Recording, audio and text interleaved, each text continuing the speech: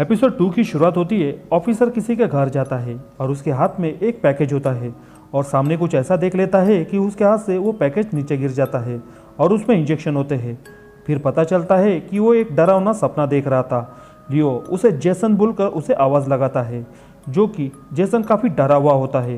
लियो उसे पूछता है, क्या तुम इसके बारे में मुझसे बात करना चाहते हो? जेसन बिना कुछ बोले चुपचाप वहाँ से चला जाता है। घर पर क्लेयर खुद रिसर्च करना शुरू कर देती है। जब से उसे लियो ने कहा था कि तुम इसे भूल जाओ, वो खूब सारी रिसर्च करती है। तब उसे पता लगता है जब 2000 में आपसी लड़ाई हुई थी, पेनामिस्तान लगभग खत्म होने की कगार में था। उसकी हालत काफ़ी खराब हो चुकी थी। इससे पहले संयुक्त राष्ट्र अपना प्रस्ताव मानता, उससे पहले ही अमेरिकी सरकार ने वहाँ पे खुद सैनिक तैनात कर दिए थे। वहाँ के लोगों ने इसका काफ़ी जमकर विरोध भी किया था और ये न्यूज़ तेज़ी से वायरल भी हो चुकी थी। कई देशों ने अमेरिका के खिलाफ जाकर अपने प्रस्ताव मांगे थे। तब अमेरिका ने एक खुद न्यूज़ जारी कर दी और उसने कहा था कि इसके पीछे खुद चाइना है। लेकिन कई देशों को ये मालूम था कि इसके पीछे अमेरिका खुद है, लेकिन हर बार की तरह वो चाइना का नाम इस बार आगे कर रहा था। उस वक्त मेजर जनरल विलियम्स और कैप्टन जेसन ये दोनों जन हीरो बन चुके थे। लेकिन सबसे इम्पोर्टेंट बात तो ये पता चली, जितने भी सोल्जर उस वक्त वहाँ गए थे, सारे के सारे सोल्जर ने खुद सुसाइड कर लिया था। क्लेयर इसके बारे में सोचने लगती है। तब उसे पता चलता है कि जेसन और एक सोल्जर जो अभी भी जिंदा है। फिर हमें वॉर का वो सीन दिखाया जाता है। असल में उस दिन क्या हुआ था, सारे सोल्जर एक दूसरे को प्रोटेक्ट करते हुए आगे बढ़ते हैं। तभी वहाँ के लोग उनके ऊपर गोलियां चलाने लगते हैं। वो लोग बचते बचाते एक हेलीकॉप्टर के पास पीछे छुप जाते हैं। तब उन्हें वहाँ पर एक सोल्जर फंसा हुआ मिल जाता है। वो लोग उसे निकालने की कोशिश करते हैं, लेकिन सामने से एक आदमी आकर उनके ऊपर रॉकेट लॉन्चर से हमला कर देता है। वो लोग उसमें से तो बच जाते हैं और उस आदमी को लेकर एक टूटी हुई बिल्डिंग के अंदर चले जाते हैं। वहाँ पर मेन कमांडर अपने लिए बैकअप फोर्स मांगने की डिमांड करता है ताकि वो वहाँ से सही सलामत बाहर निकले, लेकिन ऐसे में उन्हें कोई भी हेल्प नहीं कर पाता। इतने में वो लोग खुद डिसाइड करते हैं कि हम खुद यहाँ से बाहर निकलेंगे और वो लोग वहाँ से निकलते हैं। पास ही के बेस पर पहुंचने के बाद उन्हें पता लगता है कि जिसे वो लोग ने अपने साथ लाया होता है वो खुद वायरस से इन्फेक्टेड है।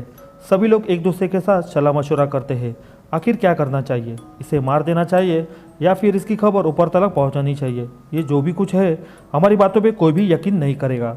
इतने में वहाँ पे क्लास 5 की सोल्जर शेनमैन आ जाती है और वो कहती है, आप लोगों की आवाज़ सुनकर मैं यहाँ पर आ गई।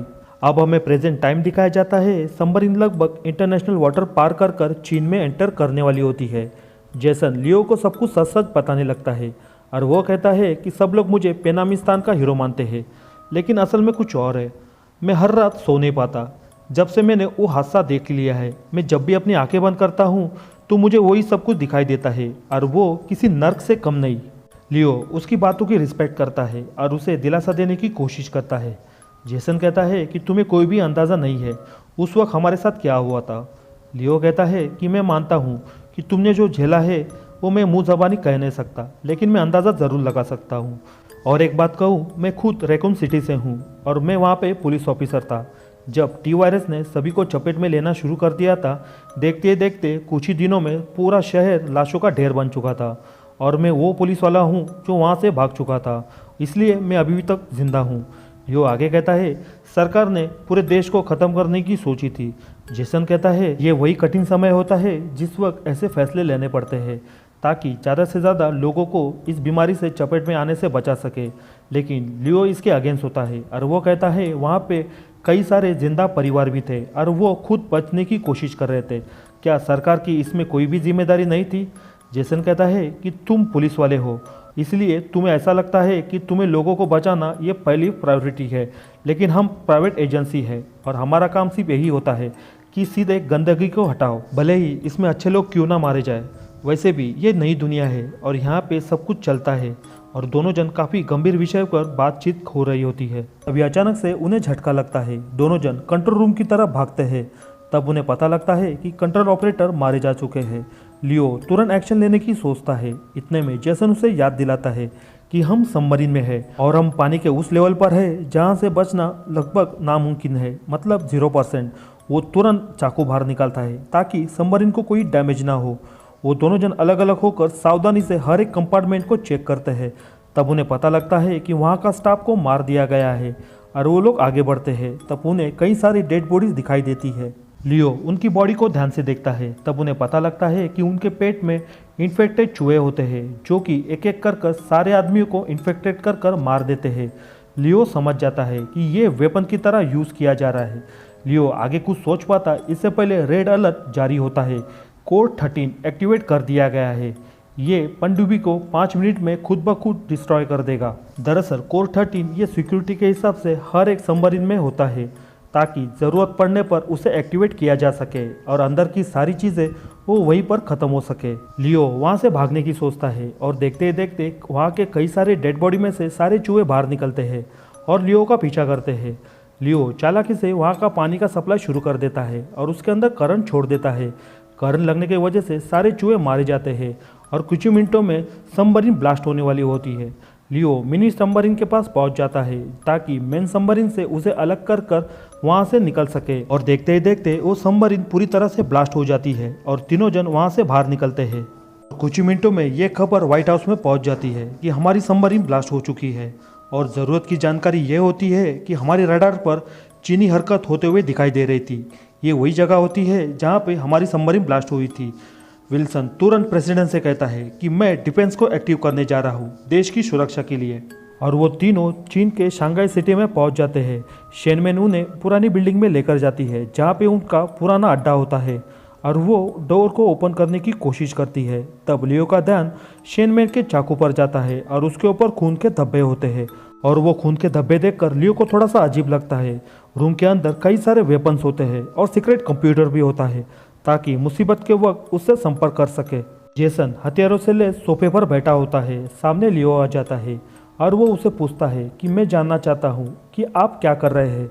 आपने सबमरीन के अंदर कुछ बेकसूर लोगों को क्यों मार डाला। दरअसल लियो जब अपने आप को बचाने में लगा था तब जेसन और शेनमैन ये दोनों जन स्टाफ को मारने में लगे थे और लियो को यकीन तब हुआ जब शेनमैन के चाकू के ऊपर खून के धब्बे देखे थे।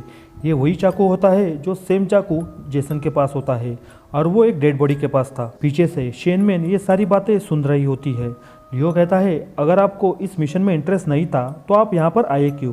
जेसन कहता है कि मेरा और शेनमैन का एक अलग मिशन है और हम कुछ और ढूंढने में लगे हैं, कुछ ऐसा सबूत जो अमेरिकी सरकार का पर्दाफाश कर सके। लियो कहता है इसका मतलब आप देश से गद्दारी कर रहे हो। लियो कहता है कि ठीक है, आपकी ये बात मैं मेरे रिपोर्ट में ज़रूर लिखूंगा। जेसन उसे समझाने की कोशिश करता है कि इससे कुछ भी फ़ायदा नहीं होगा। जब अमेरिकी सरकार को ये बात का पता चलेगा तो वो लोग हमेशा की तरह इस बात को भी दबाने की कोशिश करेंगे जो कि इसमें वो लोग महारत है और वो फाइनली इसे भी दबा देंगे।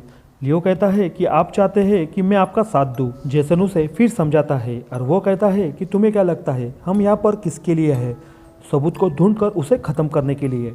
लेकिन लियो ये बात को नहीं मानता, उल्टा वो उसे धमकी देता है और वो कहता है कि यही बात तुम सफाई में कोर्ट में कहना जब तुम्हारा कोर्ट मार्शल होगा। और ये बात सुनकर जेसन को साफ साफ पता चलता है कि लियो का समझाने का कुछ भी फायदा नहीं।